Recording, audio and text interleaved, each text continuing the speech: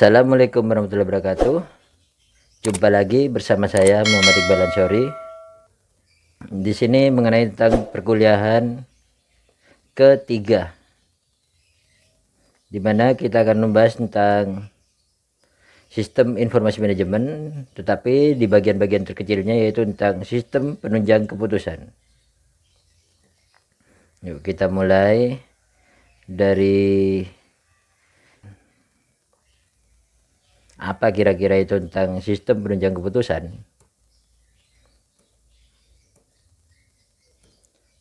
Yang pertama tentang konsep, pengertian dasar, dan tujuan SPK itu sendiri. Yang pertama tentang jenis-jenis keputusan menurut Simon. Di sini penjelasan pertama, keputusan terstruktur atau terprogram berdasarkan dari kejadian yang terstruktur. Berarti keputusan yang diambil itu adalah keputusan yang terstruktur.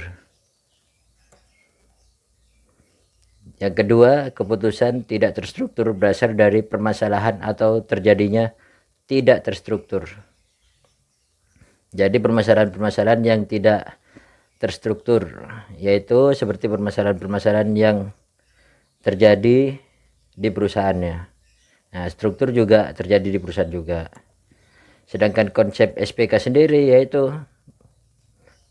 manusia dapat berinteraksi langsung dengan komputer tanpa harus melalui spesialis informasi.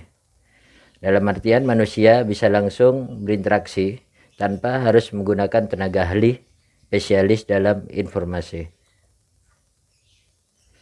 Istilah SPK menurut Gorey dan Scott Morton tahun 1971 diterapkan aplikasi komputer untuk mendukung keputusan baik sekarang maupun untuk masa depan. Berarti SPK ini yaitu untuk mendukung keputusan antara sekarang dan juga untuk nanti di masa depan. Ciri-ciri SPK. Nah, ini ada banyak ya. Yang pertama, pengetahuan. Di dalam SPK itu terdapat pengetahuan-pengetahuan. Terus yang kedua ada permodelan. Model-model yang dicari biasanya model-model yang berkaitan dengan permasalahan. Mudah untuk dibuat. SPK itu mudah untuk dibuat. Penggunaan yang berubah sedikit demi sedikit. Berarti untuk menggunakan SPK ini ada perubahan. Manusia mengontrol mesin. Efektivitas bukan efisien. Dalam artian ini lebih tepat untuk menggunakan, tetapi belum tentu efisien. Efisien yang itu cepat. Yang digunakan yaitu semi terstruktur.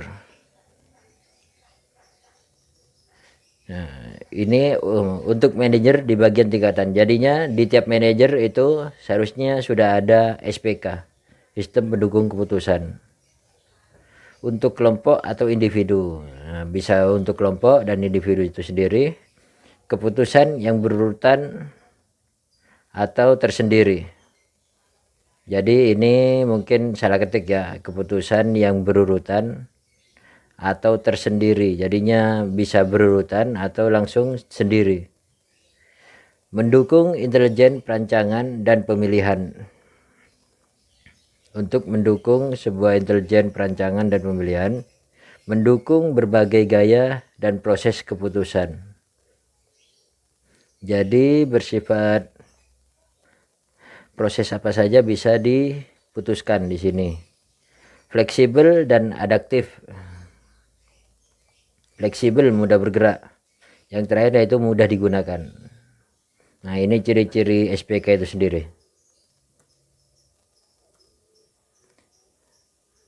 Next. Kemampuan SPK. Kemampuan yang pertama yaitu berkaitan sama tujuan. Dapat membantu manajer dalam membuat keputusan saat memecahkan berbagai masalah semi terstruktur. Yang dimaksud semi terstruktur ini antara dua, yaitu struktur atau tidak terstruktur.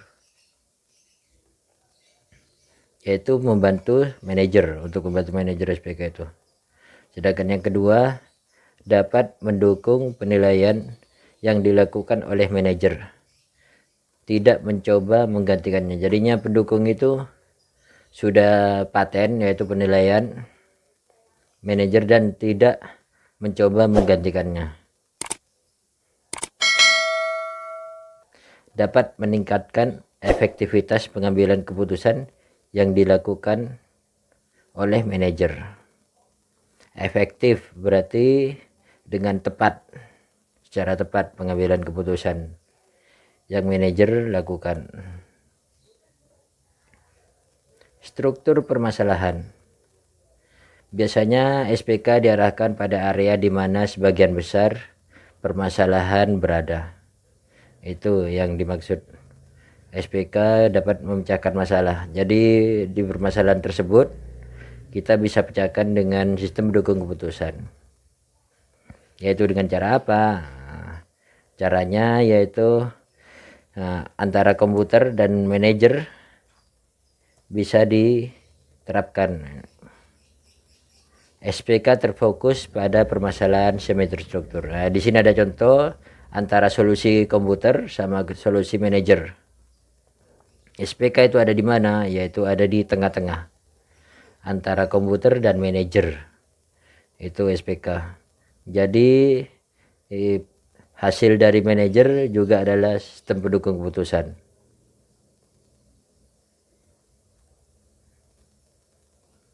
Efektivitas keputusan. Yang pertama, SPK tidak dimaksudkan untuk mengefisiensikan proses pengambilan keputusan. Jadi tidak terfokus untuk mengambil cepat suatu keputusan, tetapi untuk pengambilan secara efektif. Efektif yaitu tepat. SPK itu bermaksud secara tepat, tetapi tidak cepat ya.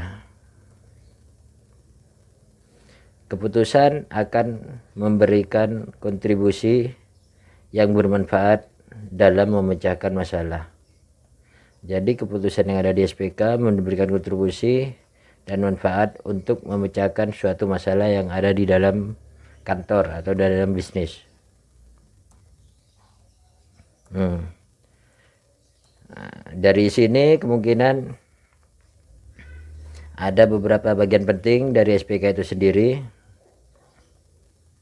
Mungkin kalau dibahas lebih lanjut akan cenderung ke komputer. Jadi SPK ini rata-rata lebih cenderung ke komputer.